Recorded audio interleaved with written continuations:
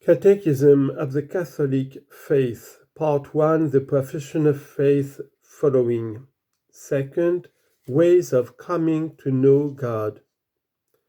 Created in God's image and called to know and love Him, the person who seeks God discovers certain ways of coming to know Him.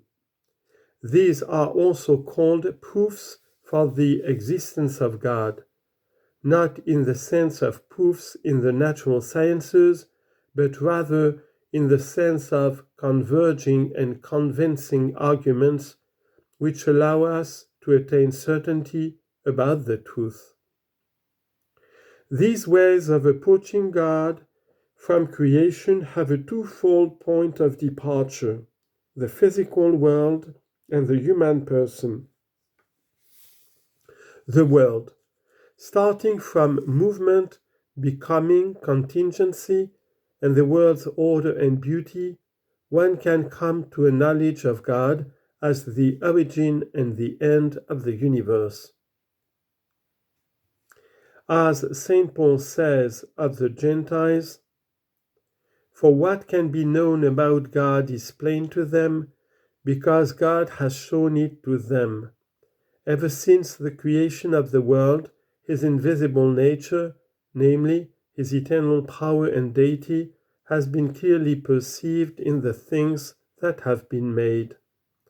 Romans chapter 1, verse 19 and 20.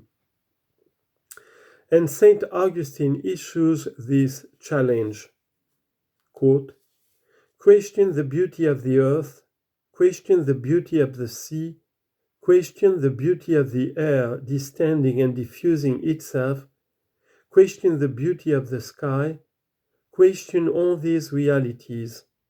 All respond, see, we are beautiful. Their beauty is a profession, in Latin, confessio. These beauties are subject to change. Who made them, if not the beautiful one, who is not subject to change?" End of quote.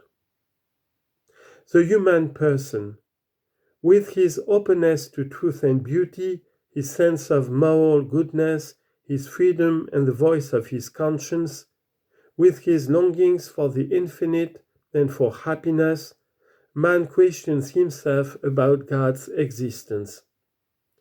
In all this, he discerns signs of his spiritual soul.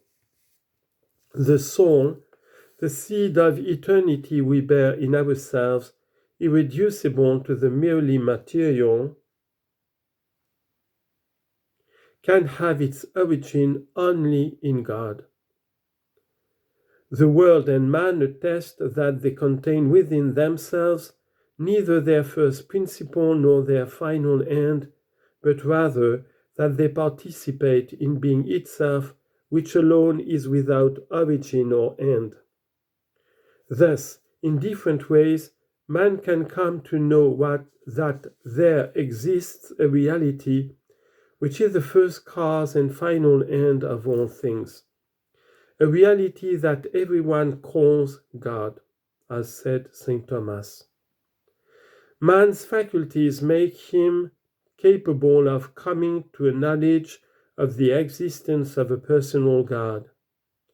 But for man to be able to enter into real intimacy with Him, God will both to reveal Himself to man and to give him the grace of being able to welcome this revelation in faith.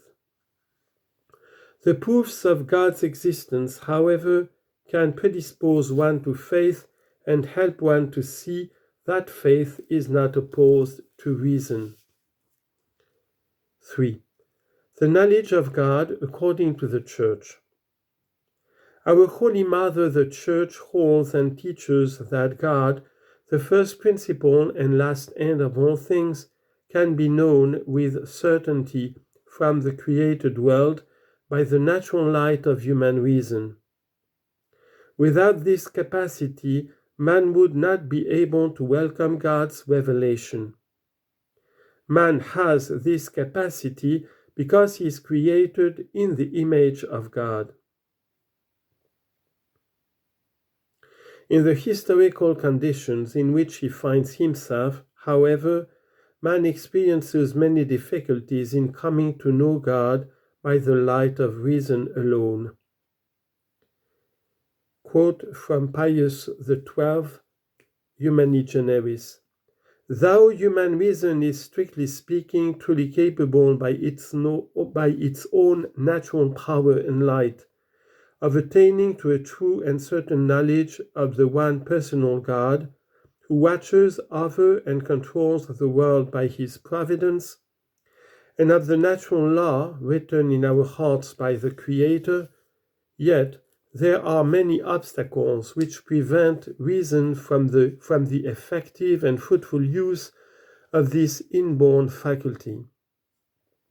For the truths that concern the relations between God and man wholly transcend the visible order of things, and if they are translated into human action and influence it, they call for self-surrender and abnegation.